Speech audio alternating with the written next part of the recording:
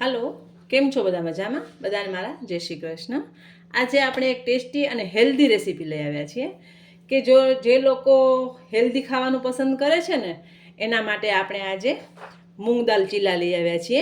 મૂંગલેટ, હવે આને ઘણા લોકો મૂંગલેટ પણ કહે છે અને મૂંગ દાલ ચીલા પણ કહે છે. તો આ રેસીપી એવી છે ને કે એકદમ હેલ્ધી છે અને ટેસ્ટી પણ છે કે તમે છોકરાઓને ટિફિનમાં પણ આપી શકો છો, પાર્ટી સ્નેક્સ તરીકે પણ રાખી શકો છો. અને જ્યારે પણ તમને ઈચ્છા થાય, જો તમારી પાસે દાળ પલાળેલી હોય તો તમે આ રેસીપી બનાવી શકો છો. અને શાકભાજી પણ આપણે એમાં ઉમેરશું એટલે હેલ્ધી અને ટેસ્ટી બનશે. તો તેના માટે આપણે મગની પીળી દાળ લીધી છે, જે છળિયા દાળ કહેવામાં આવે છે. આને મેં 4 થી 5 કલાક માટે પલાળીને રાખી છે. જો તમારા પાસે ટાઈમ હોય ને તમને રાત્રે પલાળવી હોય તો રાત્રે પણ પલાળીને રાખી શકો છો, પણ પાણી બદલાવા પડશે. એકદમ સરસ ધોઈ અને એને પલાળી રાખવાની છે. અને 4 થી 5 કલાક પલાળશો તોય સરસ દાળ પલળી જશે. તો મેં અત્યારે મગની દાળ લીધી છે, ધોઈને સરસ રાખી છે. સાથે એનામાં આપણે મરચાં છે, કોથમરી છે, ડુંગળી છે, કેપ્સિકમ ઘીથી શેકવાનું છે, અને કોબીજ છે, ટામેટું છે, આદું છે, ચીઝ છે, મરચું છે અને મીઠું છે. હવે ચીઝથી છોકરાઓને બહુ ભાવે છે. હવે આમાં બીજી સબ્જીની વાત કરીએ તો તમે આમાં મકાઈ લઈ શકો છો, બ્રોકલી લઈ શકો છો, વટાણા લઈ શકો છો, પનીર લેવું હોય તો પનીર લઈ શકો છો, ટોફુ લઈ શકો છો. તમને જે ભાવતું હોય તે તમે વેરિએશન કરી શકો છો. તો પહેલાં આપણે દાળને ધોઈ અને રાખી જ છે. દાળને 2-3 પાણી ધોઈને પલાળી રાખી છે. હવે બધું પાણી મેં નિતારી દીધું છે. અને દાળમાં જેટલું પાણી જોઈએ એ પ્રમાણે આપણે એમાં પાણી નાખીને પીસવાનું છે.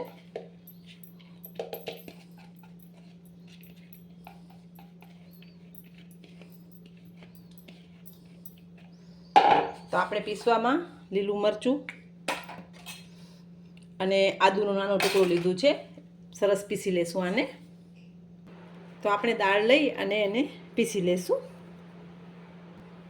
તો આપણે સરસ દળી લીધું છે. એકદમ સ્મૂથ પેસ્ટ બનાવવાની છે. થોડું પાણી લઈ અને સરસ દળી લેવાનું છે. જરૂર પ્રમાણે પાણી લેવાનું. અને ઢોસાનું બેટર હોય ને એવી રીતે જ આપણે એને દળી લેશું.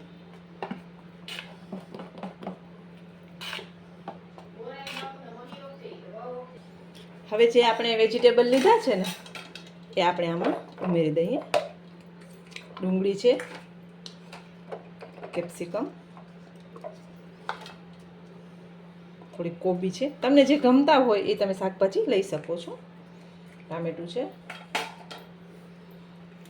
લીલું મરચું અને થોડીક એમાં કોથમરી નાખી દઈએ.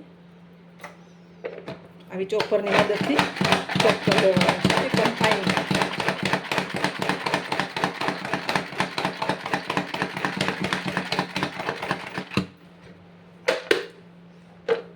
એકદમ ફાઇન ચોપ કરવાનું છે. તમે જોઈ શકો છો એકદમ સરસ ચોપ થઈ ગયું છે. આવું કરવાનું છે આપણે.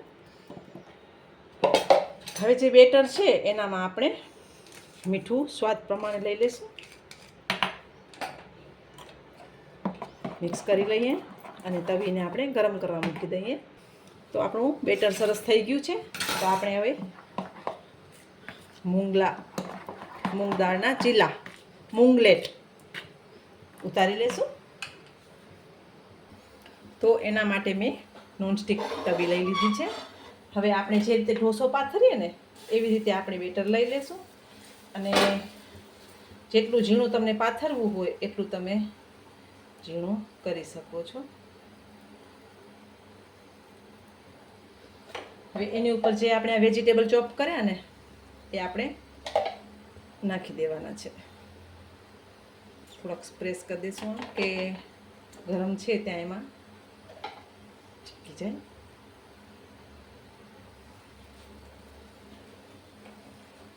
ઉપર થોડીક મરચાંની ભૂકી છે અને કોથમરી છે. એકદમ હેલ્ધી અને ટેસ્ટી નાસ્તું છે આ. અને ઘીથી આપણે એને શેકવાનું છે.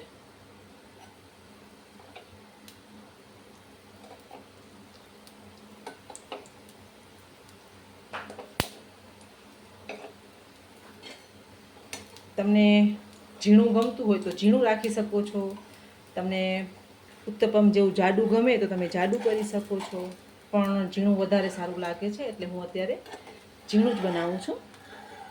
અને એકદમ હેલ્ધી અને ટેસ્ટી છે, તો તમે ગમે ત્યારે આને બનાવી શકો છો અને સવારે સાંજે ગમે ત્યારે આને નાસ્તામાં લઈ શકો છો. છોકરાને ટિફિન બોક્સમાં આપી શકો છો અને તમારા ઘરે કોઈ ગેસ્ટ આવે તો ગરમા ગરમ બનાવીને સર્વ પણ કરી શકો છો. એકવાર પલટાવી અને બંને બાજુ સરસ શેકી લેશું. અત્યારે મેં ઘીનો ઉપયોગ કર્યો છે. તમને બટર જોતું હોય તમે બટર પણ ઉપયોગ કરી શકો છો અને તેલનો ઉપયોગ પણ કરી શકો છો. શેકી લઈશું આપણે. તો આપણે એને પલટાવી લઈશું.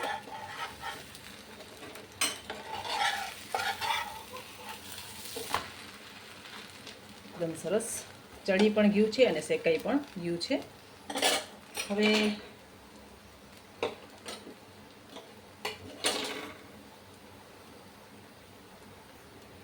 આપણે એમાં ચીઝ, છોકરાઓને ભાવે, મોટાને ભાવે, બધાને ભાવતું એવું ચીઝ નાખી અને એને આવી રીતે ઢોસાની જેમ ફોલ્ડ કરી લેશું. હવે એને આપણે પીસ કરીને સર્વ કરશું. હવે મેં તમને કીધું એમ કે તમે લેવું હોય તો એનામાં તમે પનીર પણ લઈ શકો છો. આપણે સર્વ કરી લેશું. તો આપણો મૂંગલેટ એકદમ તૈયાર છે, ટેસ્ટી એવા. તો આપણે એને સર્વ કરી લઈએ.